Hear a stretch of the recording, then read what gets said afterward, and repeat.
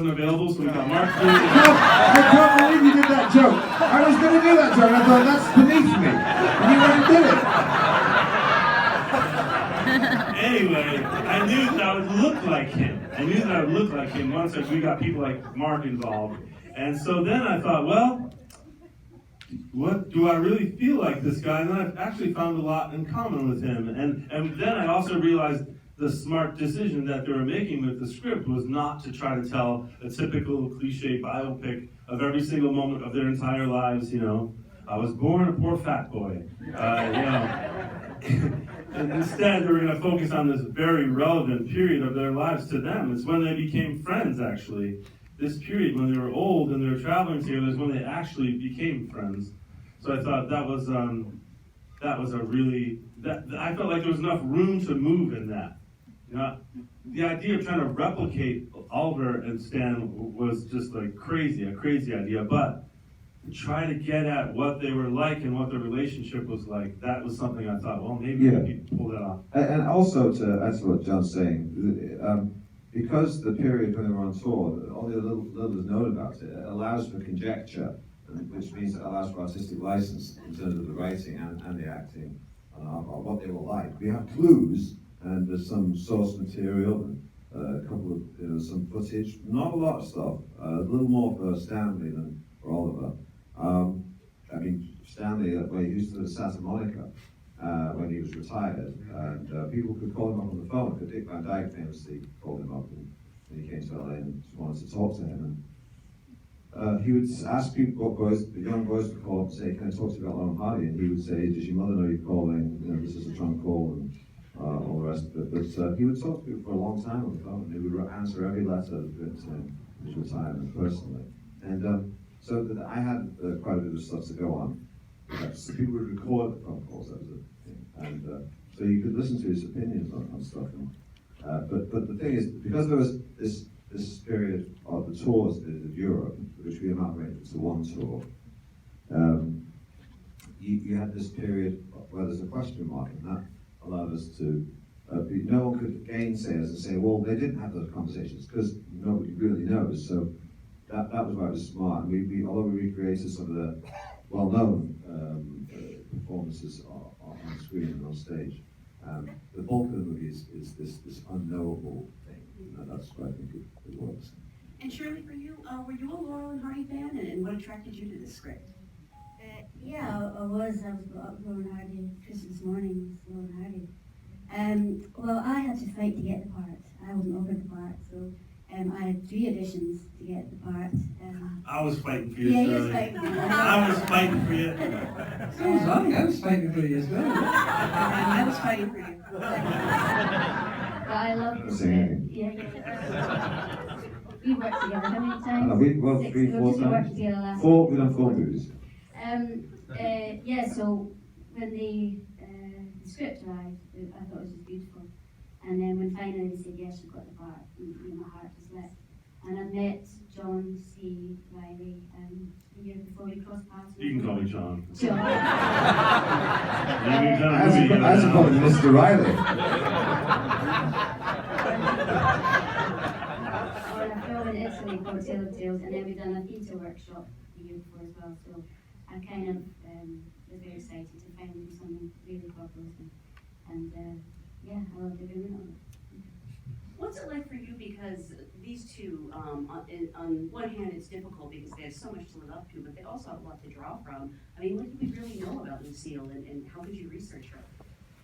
There was just little bits of footage of her talking, and that was kind of a gem to come across. Just hearing her voice and hearing how much she loved Oliver, and just the joy that she had in their marriage. She said it was a wonderful life they had together. And so there was enough for me to, like what Steve's saying, you had to kind of add to that and embellish and take the clues and run with them, and that's sort of what I did. Shirley, tell the story of the engagement.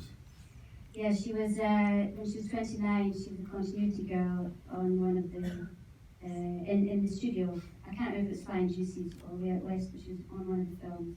And she slipped and banged her head, and there's taken to hospital, and then a big bunch of flowers arrived, and they were from Oliver. And then he proposed to her, and she said yes, and then they had their first date. Oh my God.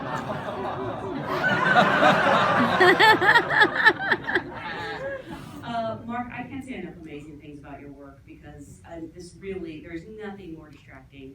Well, yes. I don't like people to touch my face. It's just a weird thing I have. I know, it's terrible being an actor and having that, but I knew, usually I get about 15 minutes, 20 minutes into a makeup session, and I'm like, okay, well, just touch me up on set or something. Like, I get antsy and I want to get to it and get to my work. But I knew that this was going to require a special amount of concentration and focus and patience. And honestly, when you're working with someone as good as Mark is, like, you want to respect him as an artist too. You don't want to just be like a little brat in the makeup chair, like this guy's creating art on your face, like, so there's a certain amount of respect that goes with that. And also, every time I got uncomfortable, I thought, oh man, 4 a.m. again, like, I had to get up very early every day in order to get the makeup done. It took about 3 hours to get it on, and then the costume and the contacts and all that stuff after that, and then about 45 minutes to an hour to get it off. That's what people don't realize, like, there's this whole period of time that they gotta take all that glue off. But honestly, in those moments, in the moments when I was overheating in that fat suit, doing the dance and all that, I had this mantra. I would go in, anytime I would start to lose my patience or whatever, I said, Oliver, Oliver, Oliver, Oliver. It's for Oliver. It's to bring back the memory of this person that I love so much, that meant so much to me as an actor, that a small amount of discomfort for 3 months or whatever is nothing, Oliver couldn't take his fat suit off, So that was another thing that you end up having a lot of sympathy for the person when you realize, yes, it's real funny and, and hilarious on stage or on camera, but it's not so fun off camera. When people are just seeing you as this oddity or whatever, they kind of like don't want to see you in life. They want you to disappear, but on stage they want you to make them laugh. So that was an interesting thing, and Oliver carried it in a very interesting way. He didn't walk like a fat person. He walked like Gene Kelly or something, like striding and this, like almost like a string pulling him up from the chest all the time.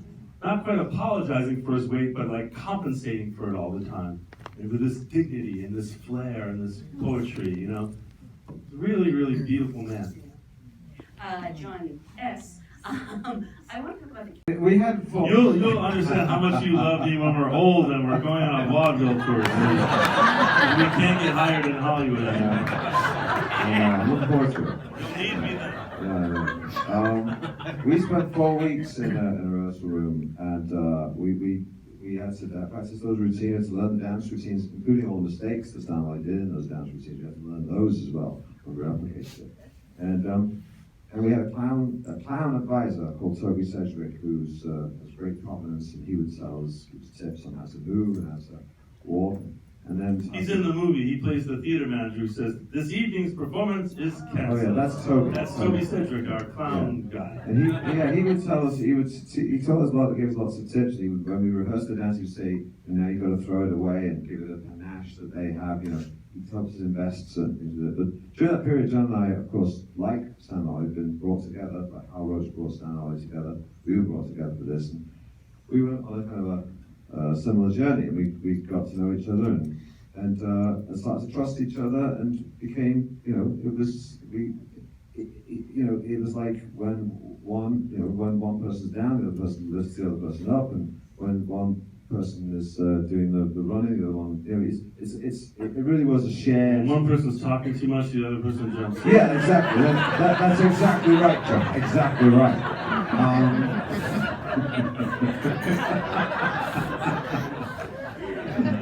Was it like this on set?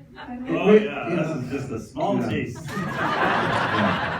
It was fun. We worked hard, but it was enjoyable. There was a lot of pressure on set because there was such, and on a serious note, it was fun. There was a lot of pressure on set because of the amount of time these guys were in the chair for, and and going through costume, and which in a low budget film it eats into your camera time. So we had reduced hours to do it. So we had to be very prepared, and hence the guys rehearsed really well, and came on set totally prepared. Mark's makeup was getting faster and faster each day and stuff.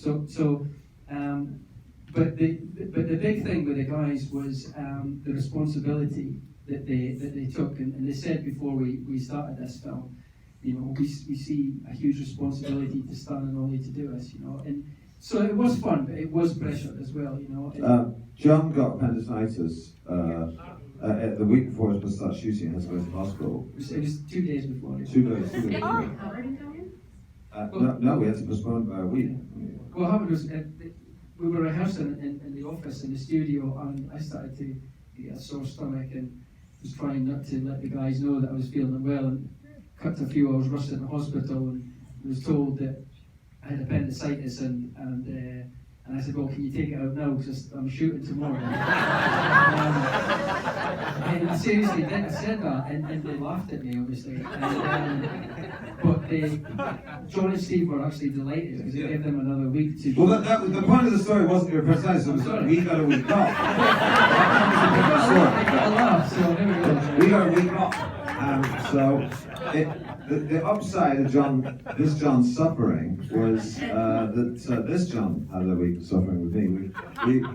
We went to the Lake District in the north of England, where Stan Laurel grew up, and there's a town there called Alderson, and there's a little museum there, Stan and Ollie Museum. So John and I, and it's a kind of very homespun museum run by very enthusiastic, dedicated amateurs. But we went up there in the pouring rain and walked around the museum trying on their clothes, and John put on Oliver Hardy's jacket, and we tried to soak up some of the...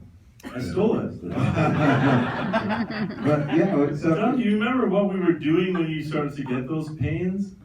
Steve and I were like figuring out the dialogue for that big fight, where we started talking about the elephant movie and all that, and like I watched that scene now and I get like knots in my stomach at the tension of it and the awfulness of it. Yeah. So maybe we induced your appendicitis by going there. But it was funny, I remember lying in hospital and I'm getting these really cheery texts from John and Steve going, hey buddy, don't rush back, yeah? Because they wanted to use the time, so, but yeah, we got there in the end. Yeah, we were very happy about John's appendicitis. Maybe we had another week to paint pieces. Everyone was thrilled.